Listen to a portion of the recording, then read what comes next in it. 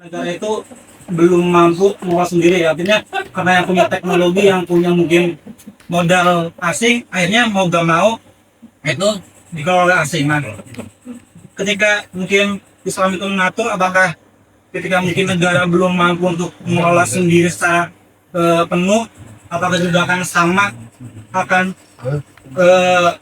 istilahnya mungkin menyerahkan kepada mungkin yang punya uang, punya modal, punya teknologi, mungkin dari sebagainya.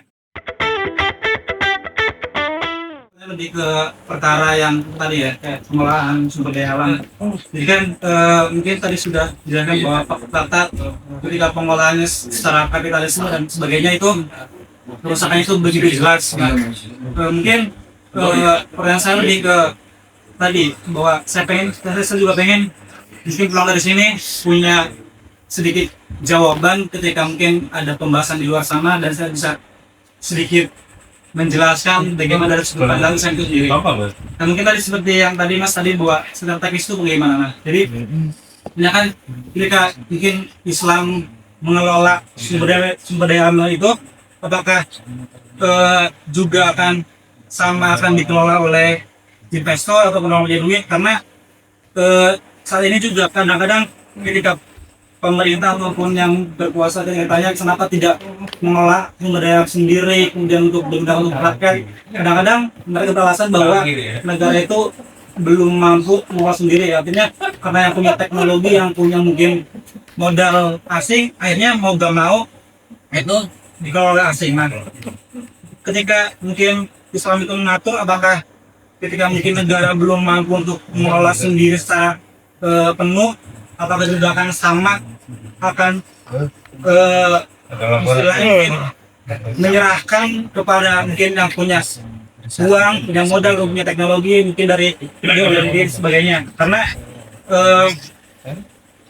tentu tadi nggak bisa sekedar ganti pemimpin ataupun ganti presiden sebagainya, mungkin akan sama ya. Tapi ketika mungkin tadi Islam secara Islam sendiri, apakah bagaimana? Apakah nanti ujung-ujungnya sama aja ketika negara mungkin kita gak mampu, terus akhirnya udah kita tolong sama yang punya modal, pasti ujung-ujungnya bakal sama juga kan Mas. Mungkin bagus banget ini ya. Yang ini pertanyaan yang apa namanya bisa nantinya itu memulihkan ya. Itu bagus pertanyaan itu, luar biasa itu. Pertanyaan keren sekali ini. Paradigmatik juga. Oh, izin nambahin ya. Sangat POP sama kayak Mas sama ini. Saya berpendapat kalau misal kita setiap ganti presiden itu eksploitasi tetap bakal ada. Dan badan saya soalnya yang kebijakan kita atau negeri ini itu diambil dari mobil putih. Ya, modal itu contohnya di tadi terima kasih kalian dimongan. oh ya, kenalin aku Amar, saya Amar. Kesibukan saya ngajar di SD ya, sama kuliah di Uniswa.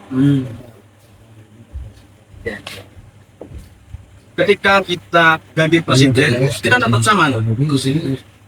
Eksploitasi kita akan tetap terjadi. Soalnya yang memegang kekuasaan itu sebetulnya bukan presiden, tapi orang-orang kapitalis. Pemilih Muda. Satpompi dan semuanya. Izin dulu. Ini jam 12 masuk. Lu. Karyawan Devan. Ini udah coba aku geser di C3, lagi C2. Saya juga sependapat tadi sama Gus ini. Kita gerakan-gerakan kita atau gerakan-gerakan Islam itu kalau misal ke arah gerakan-gerakan yang mana itu mengkritik sosial, itu melengkung. Kita pun gerakan-gerakan Islam itu hanya bergerak di dakwah yang mikro ritual saja. Kita ambil contoh, katakanlah yang saya agak familiar, PKS. PKS walaupun itu jargonnya Allah boyatuna, Rasul suatuna, al-jadadun, tapi ketika mereka memegang di konstitusi, apakah berubah? Enggak.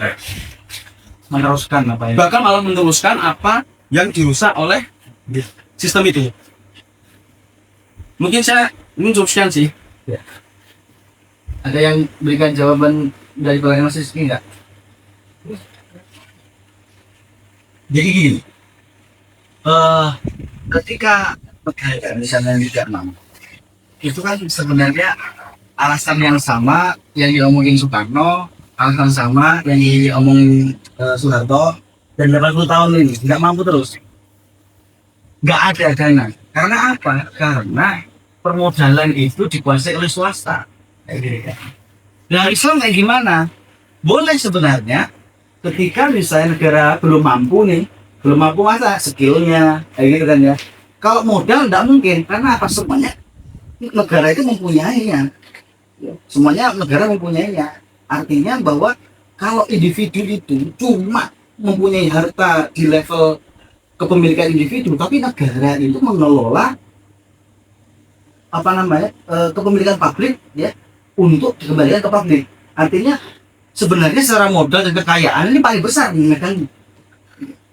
Tapi karena penguasanya itu berasal dari korporasi tadi itu, akhirnya juga bagaimana supaya bisnisnya tambah gede, justru malah melebihi negara. Coba aja misalnya seperti ini. Nah makanya gimana caranya? Yang pertama, negara itu memposisikan bahwa ketika skill nggak mampu, ketika misalnya nih belum ada yang bisa mengeksplorasi tambang, maka akadnya itu bukan kemudian konsesi. Akadnya itu bukan berarti kan PO nanti ininya ke saya smelter dan sebagainya doang itu, tapi memposisikan akadnya itu ijarah, swasta sebagai karyawan, majikannya tetap negara. Nah itu berbeda dengan paradigma kapitalisme yang dimana negara itu sebagai fasilitator saja untuk memperkaya korporasi-korporasi itu. Nanti pasti kan misalnya